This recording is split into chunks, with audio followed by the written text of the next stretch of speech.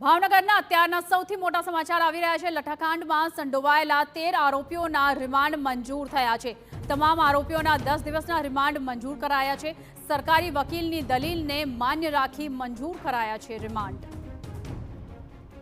તો આ તમામ આરોપીઓને અત્યારે 10 દિવસના રિમાન્ડ મળી ગયા છે। હવે લઠ્ઠાકાંડના આરોપીઓનો હિસાબ થશે અને આ તમામના રિમાન્ડ મંજૂર થઈ ગયા છે। અત્યારનો સૌથી ચોંકાવનારો ખુલાસો થયો છે।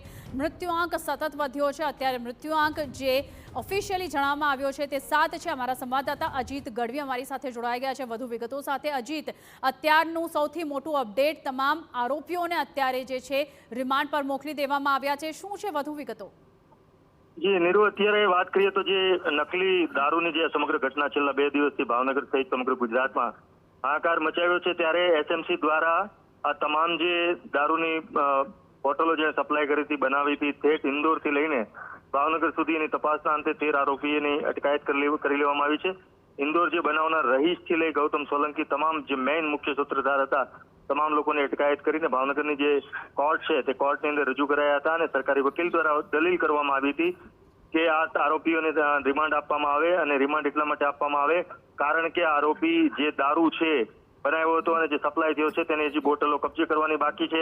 આ સિવાય મધ્યપ્રદેશની અંદર અમુક પ્રકારના છેડા છે આ લોકોના, એટલે હજુ ઘણું બધું આની અંદર નીકળી શકે છે, ઘણા બધા લોકોના જીવ બચાવી શકાય છે। આ પ્રકારની અનેક દલીલોને લઈને જે કોર્ટ છે તેના દ્વારા 10 દિવસના રિમાન્ડ મંજૂર કરી દેવામાં આવ્યા છે। જોકે ભાવનગરના જે બાર એસોસિએશન છે તેના વકીલોએ આ તમામ જે આરોપીઓ છે તેની કોઈ પણ પ્રકારની જે લડત છે તેના માટે વકીલો નહીં લડે તેવો બાર એસોસિએશનમાં ઠરાવ પણ કરી દેવામાં આવ્યો છે। આ સિવાય ક્રિમિનલ બાર એસોસિએશન છે તેના દ્વારા ઠરાવ કરવામાં આવેલ છે। હાલ તો કોર્ટે 10 દિવસના રિમાન્ડ 31 તારીખ સુધી આપી દીધા છે। હવે પોલીસ જે ખાસ કરીને એસએમસી છે જે તપાસ કરી રહી છે જે એજન્સી, તે આગળ બાકીના જે 21 વિરુદ્ધ ફરિયાદ થઈ છે ત્યારે બાકીના જે અટકાયત કરવાના બાકી છે તેમની અટકાયત કરવામાં આવશે અને આ લોકોની રિમાન્ડ, કારણ કે રહીશ છે ભાવનગર સહિત ગુજરાતની અંદર છેલ્લા 2 મહિનાથી હતો આ દારૂ બનાવવાનો મુખ્ય માસ્ટર માઇન્ડ જેને કહી શકાય તે રહીશ છે। તો એણે 2 મહિના દરમિયાન ક્યાં ક્યાં ફર્યો, ક્યાં દારૂ બનાવ્યો, આ પ્રકારનો દારૂ બીજી જગ્યાએ બન્યો છે, બનાવ્યો તો પડ્યો છે, વેચાયો છે, કોણે પીધો છે, આ બધાની ઘણી બધી તપાસ ઘણી અધૂરી રહે છે કારણ કે આ બીજી જિલ્લામાં પણ ઘટવાના બનવાની શક્યતાઓ છે। જી અજીત, એક મહત્વપૂર્ણ સવાલ એ પણ ઉઠી રહ્યો છે કે જે આ તમામ 10 આરોપીઓ છે જેઓને રિમાન્ડ પર મોકલી દેવામાં આવ્યા છે, કયા ધારાઓ અંતર્ગત આ લોકો ઉપર ગુનો દાખલ થયો છે અને સાથે જ આ ધારાઓ અંતર્ગત કેટલી સજાની જોગવાઈ છે? જી, વાત કરવામાં આવે તો જે જુદી જુદી ધારાઓ છે, દારૂ બનાવવો, સપ્લાય કરવો અને આ પ્રકારની લઠ્ઠાકાંડ જેમાં લઠ્ઠાની અંદર જે કલમ ઉમેરાય છે, આ સિવાય એક જે એસએમસીના વડા છે મયુર ચાવડા, તેમણે પણ જણાવ્યું હતું કે એક કલમ ઉમેરવામાં આવશે અને એમાં કદાચ એવું બને કે એમના પરિવારની જે આરોપીની સંખ્યા છે તે વધવાની શક્યતાઓ છે કારણ કે જે આરોપીઓ છે તે જે ડુપ્લિકેટ વસ્તુ બનાવવા દરમિયાન તે બોટલો, ઢાંકણા અને એના પરિવારના ઘરેથી મળી આવ્યું હતું અને જે વસ્તુઓ છે તે નાશ કરવા માટે તેમના પરિવાર દ્વારા આ જે નકલી દારૂ બનાવવા દરમિયાન જે પુરાવો છે તે નાશ કરવા માટેનો પ્રયત્ન કરવામાં આવ્યો છે, એની કલમ અત્યારે ઉમેરવામાં આવી છે અને મયુર ચાવડા દ્વારા કહેવામાં આવ્યું છે કે અન્ય આરોપીઓના પરિવારના આરોપીઓને પણ અટકાયત કરવાની પૂરી શક્યતાઓ રહેલી છે અને અત્યારે આ ઘટનાને બહુ ઘેરા પ્રત્યાઘાત પડ્યા છે એવું કહી શકાય કારણ કે 7 લોકોનો મોત થઈ ચૂક્યા છે અને હજી મોતનો આંકડો વધવાની પૂરેપૂરી શક્યતા છે। સૌથી અગત્યનું જે રીતે આરોપીને અટકાયત કરીને કોર્ટમાં રજૂ કરીને તેને કડકમાં કડક સજા આપી તે મહત્વનું છે, તેટલું જ મહત્વનું અત્યારે તંત્ર અને રાજ્ય સરકારે જોવું પડશે કારણ કે અચાનક જ આ જે દારૂ પીનાર લોકો છે તેને 2 દિવસ 3 દિવસ થકી અસર થઈ રહી છે।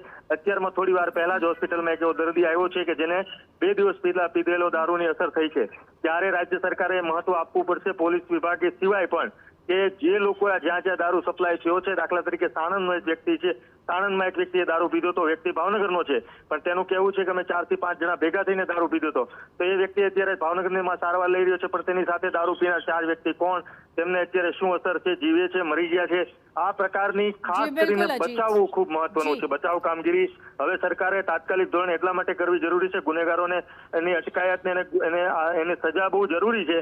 સાથે સાથે મહત્વની વસ્તુ જે બાકીની 120 બોટલ છૂટક વેચાણી છે એ બોટલો। બિલકુલ અજીત, ખૂબ ખૂબ આભાર અમારી સાથે જોડાવા બદલ। તો આગળની તમામ કાર્યવાહી હાથ ધરવામાં આવી રહી છે। 10 આરોપીઓના રિમાન્ડ મંજૂર થઈ ગયા છે।